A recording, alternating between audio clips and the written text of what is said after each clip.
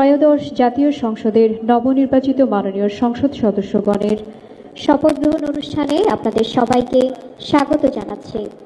শপথ বাক্য পাঠ পরিচালনা করবেন মাননীয় প্রধান নির্বাচন কমিশনার জনাব এএমএম নাসির উদ্দিন।